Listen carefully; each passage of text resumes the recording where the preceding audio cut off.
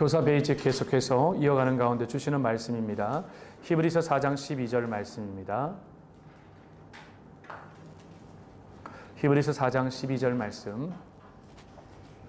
우리 함께 이 말씀으로 한 목소리로 같이 읽도록 합니다. 시작.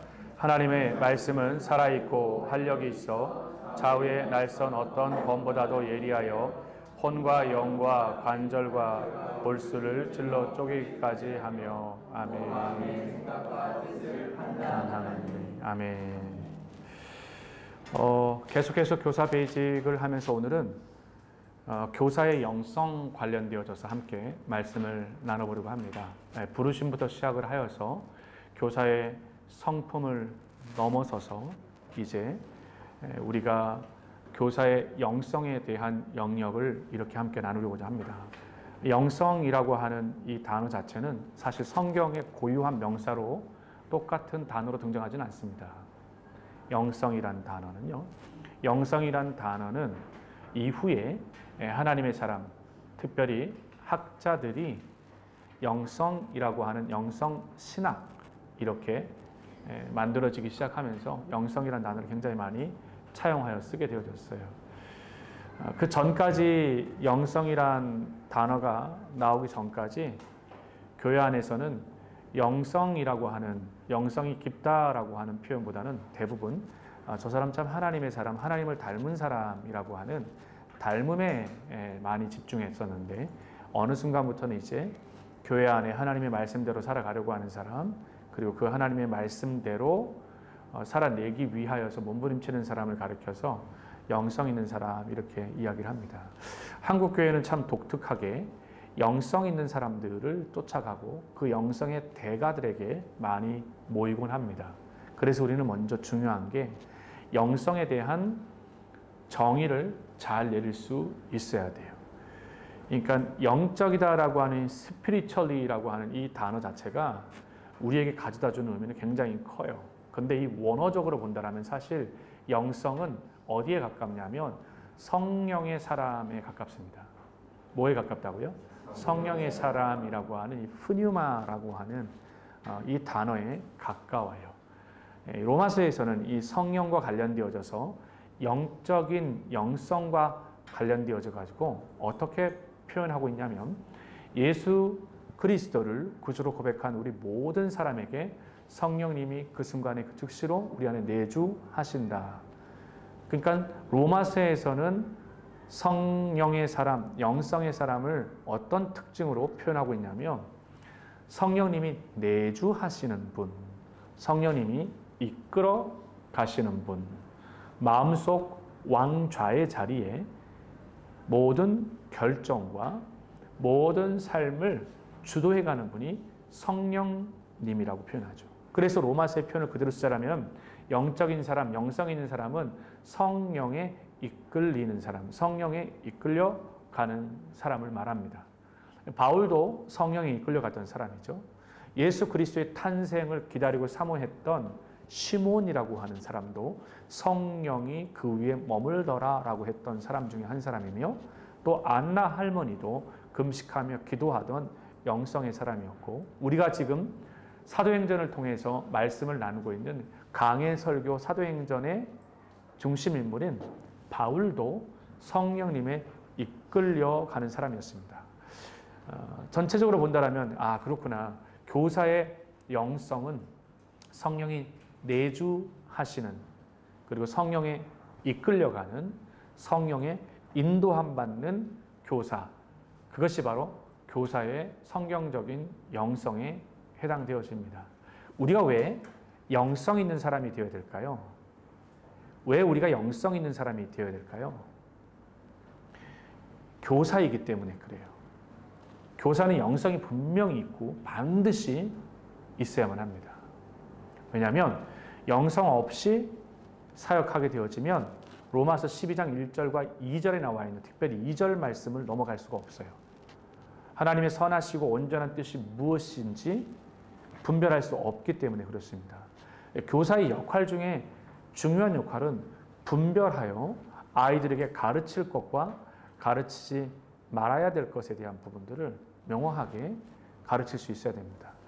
이걸 해야 할 것과 하지 말아야 될 걸 지도할 수 있어야 되고, 그러다 보니 매 순간순간마다 영성 있는 교사가 되어져서 아이들을 지도해 주되, 내 지식으로 지도해 주는 것이 아니라, 내가 배운 대로 지도해 주는 것이 아니라 영적으로 성령님이 내주하시는 가운데 지도하고 가르쳐 줄 수 있어야 됩니다.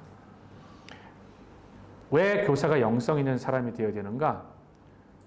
영성 있는 사람은 도구와 재료가 성경을 통해서 가르치고 성경을 통해서 대안을 주기 때문입니다. 그래서 교사가 말씀을 연구하고 묵상하고 학생들에게 적용 가능한 말씀을 가르쳐야 하는데, 이 올바른 가르침이 되기 위하여서도 영성 있는 사람이 되어야 되는 거죠.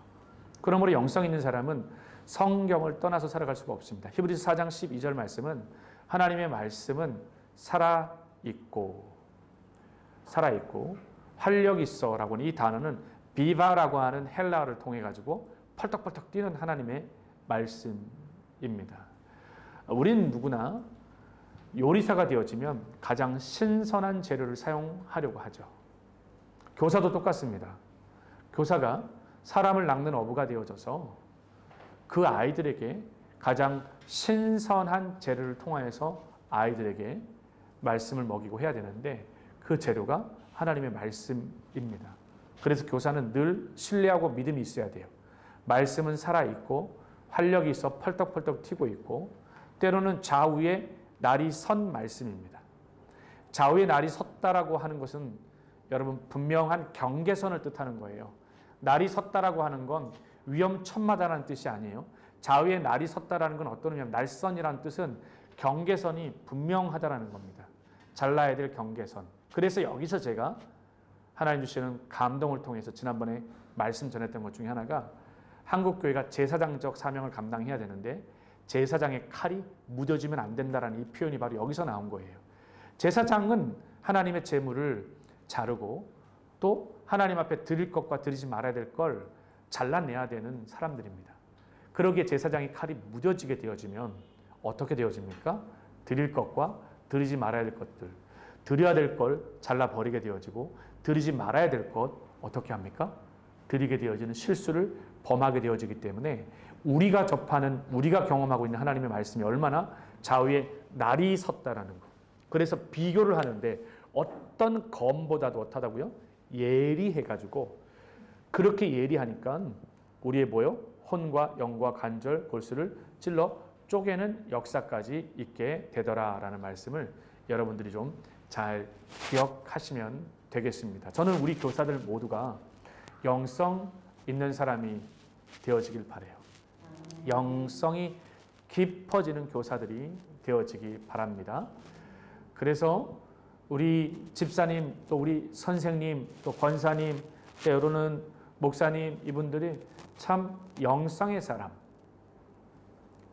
그분 안에 하나님의 영이 머무른다라고 하는 그러한 사람으로 불려지기를 바라요. 캐톨릭에 좀 가까운 수도사적인 가까움에 놓여져 있는 영성의 대가로 알려진 사람이 바로 브라더 로렌스라고 하는 이야기입니다. 이 로렌스 형제는 아주 유명한 사람이죠. 수도원에 새로운 수도 원장이 오랫동안 비어져 있게 되어지자 중앙에서 수도 원장을 파견하게 됩니다. 그곳에 가게 되면 수도 원장이 오래 있지 않고 자주 옮기는 꺼려하는 그릇인데, 어느 날 하루는 수도원에 새로운 수도사가 와서 아무렇지도 않게 설거지도 하고 허드렛 일을 다 하지요. 한참이 지나서 수도사들과 친분도 맺게 되어지고, 그때 사람들이 수도원에 오지 않아도 될 만한 사람이 수도원에 왔다라고 생각을 했어요. 어느 정도로 이 로렌스 형제가 깊은 영성을 가진 사람이었냐면, 부엌에서도 하나님의 임재를 경험하고, 설거지를 하면서도, 양파를 까면서도, 뒤뜰에서 빨래를 하면서도 모든 삶 자체가 성령 하나님의 온유함과 성령 하나님의 따뜻함과 성령 하나님의 그 마음을 가지고 성령의 인도함 따라 겸손하게 내가 이만큼 일하는데 너희들 안 해 이런 생각 없이 정말 철저히 섬겼어요. 한참 시간이 지나고 나서 드디어 이제 수도사들이 그 사람을 향하여서 마음을 털어놓고 얘기합니다. 우리 수도원에 오랫동안 지금 수도 원장님이 오지 않아서 이렇게 비어있는 이야기를 할 때 나중에 드러난 게 뭐였어요?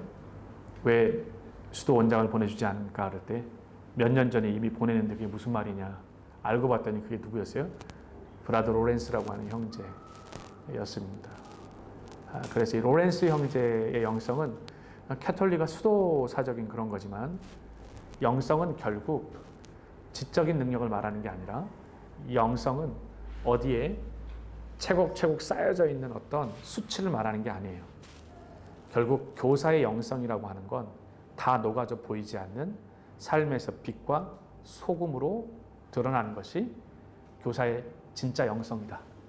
그래서 제가 말하고 있는 이 영성의 결론이 오늘 그겁니다. 목사님이 말하는 영성이 어떤 성경을 많이 알고 그냥 이론적 내 안에 성령님이 함께 계시는 그런 차원의 문제가 아니라 삶에서 이미 다 녹아 없어진 그저 예수 그리스도의 모습만, 그분의 섬김의 모습만 우리 삶 가운데 드러나는 것이 영성의 진짜 본연의 모습이다 라는 걸 기억하시면서 오늘도 하나님 그런 영성을 갖는 교사 되게 하시고 우리 유니언스쿨이 되게 도와주시옵소서.